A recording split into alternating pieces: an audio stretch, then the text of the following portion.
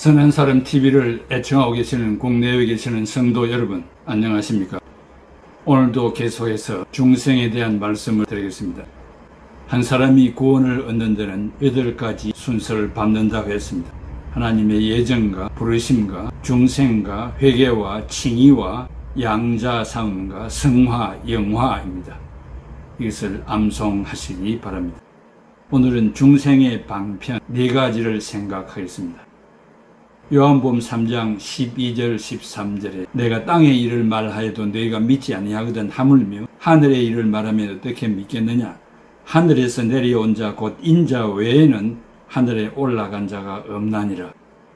한 사람이 중생하는 데는 오늘 배우는 이 4가지 요소가 반드시 나타나는 것을 기억해야 합니다.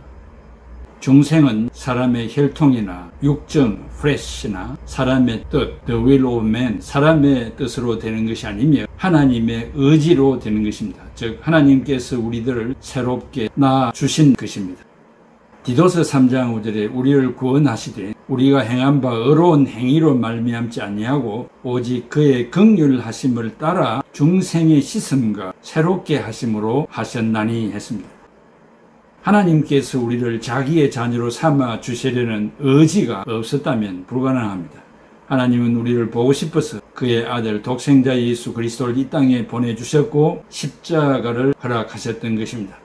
우리를 불쌍히 여기셨던 긍휼하심이 있었습니다. 둘째, 중생은 하나님의 말씀으로 됩니다.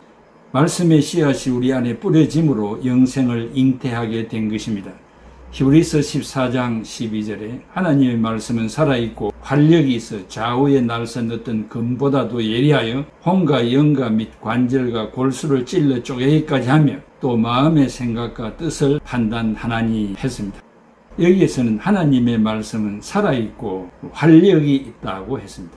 야고보 1장 18절에 그가 그 피조물 중에 우리로 한 천 열매가 되게 하시려고 자기의 뜻을 따라 진리의 말씀으로 우리를 낳으셨나니라 했습니다.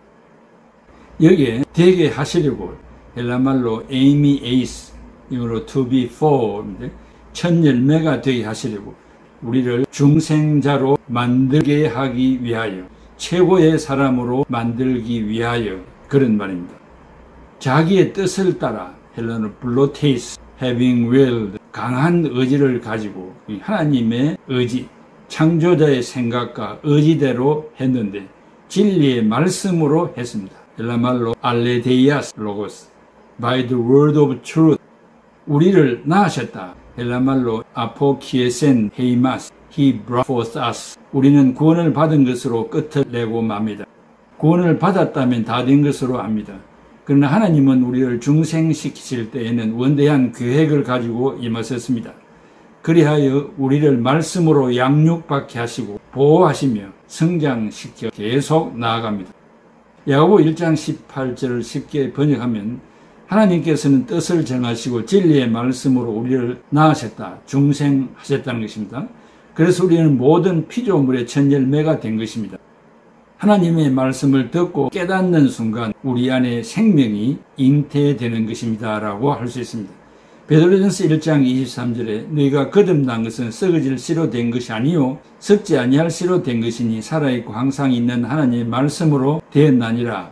이것을 더 쉽게 번역하면 우리는 새로 난 중생자입니다. 그것도 썩어 없어질 씨앗에서 난 것이 아니라 썩지 않을 씨앗, 곧 영원히 살아계시는 하나님의 말씀을 통해서 났습니다 라고 말할 수 있습니다.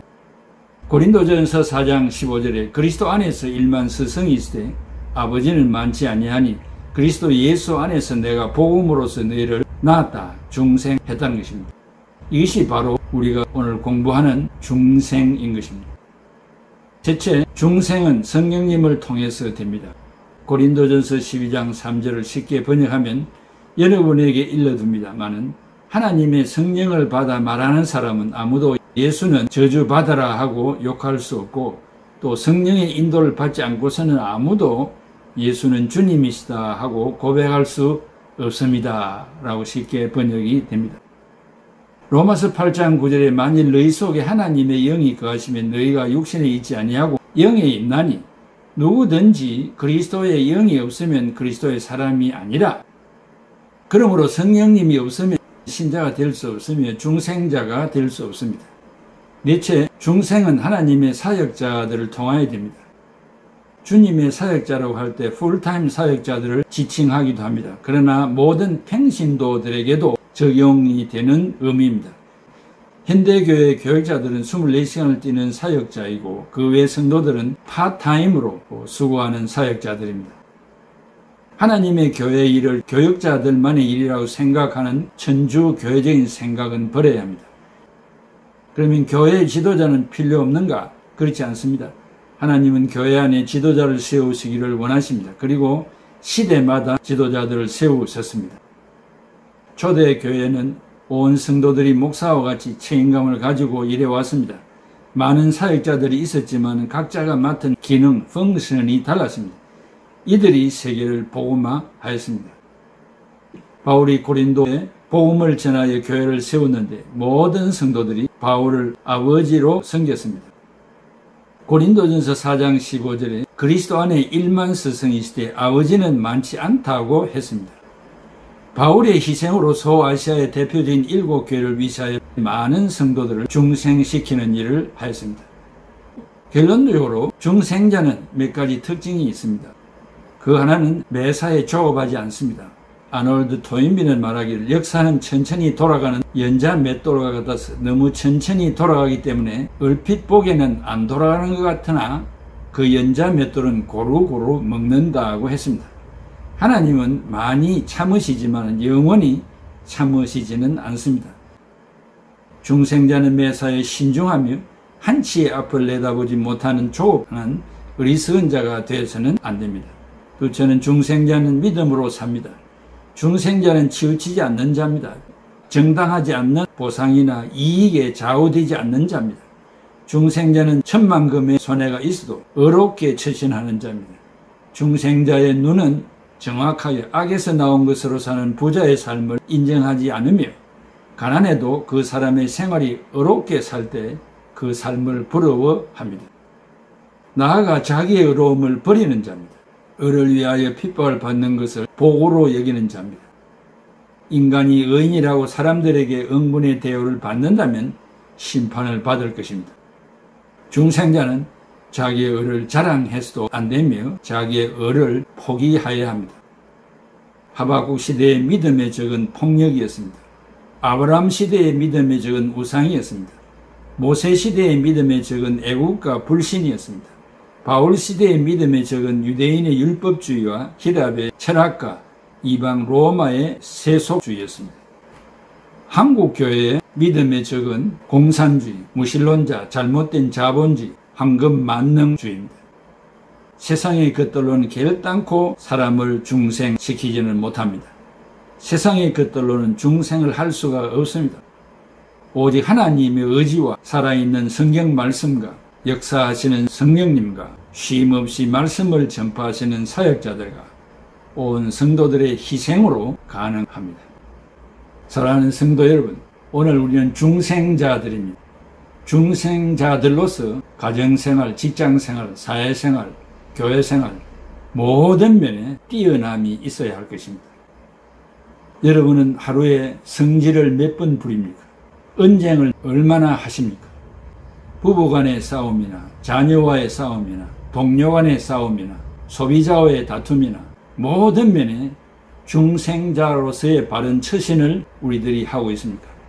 특별히 교회 안에 성직자와의 다툼, 수고하고 있는 중직자들과의 다툼, 서로와의 다툼, 그리하여 결국은 성질을 이기지 못하여 1층, 2층으로 나누어 예배드리고 분리하고 분쟁하고 고소, 고발하는 세상과 별 다름이 없는 삶을 산다면 어찌 성령으로 중생하였다고 말할 수 있겠습니까? 그들의 삶을 두고 볼 수 있어야 할 것입니다.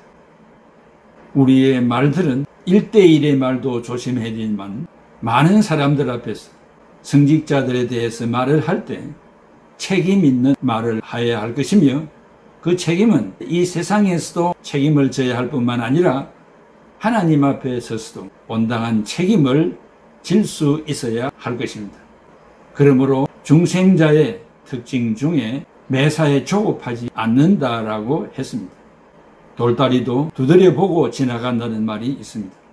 그러한 신중한 삶을 살아가는 우리가 될 때 우리 행위가 저절로 복음 전파가 될 것이며 그리스도를 소개하는 일이 될 것입니다. 오랜 시간 동안 우리가 중생에 대해서 말을 하고 있습니다.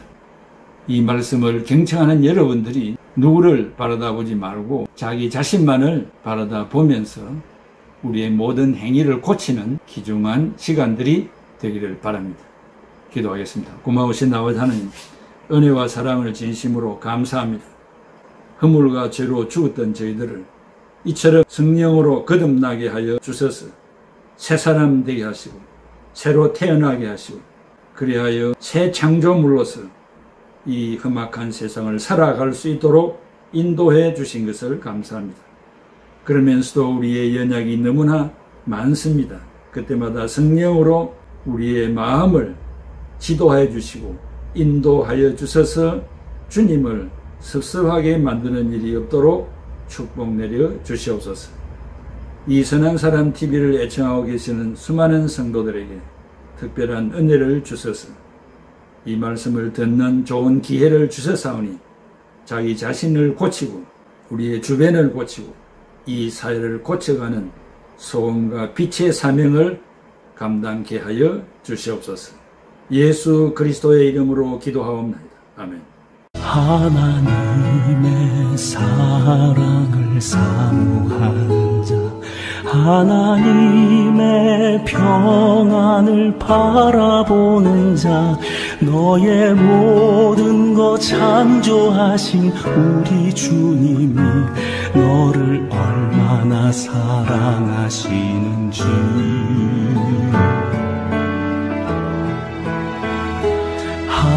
하나님께 찬양과 경배하는 자, 하나님의 선하심을 닮아가는 자, 너의 모든 것 창조하신 우리 주님이 너를 자녀 삼으셨네.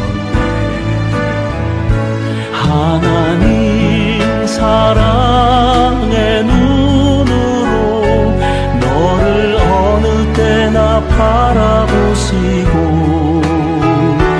하나님 인자한 귀로서 언제나 너에게 기울이시니 어두움에 밝은 빛을 비춰주시고 너의 작은 신음에도 응답하시니 너는 어느 곳에 있든지 주를 향하고 주만 바라볼지라.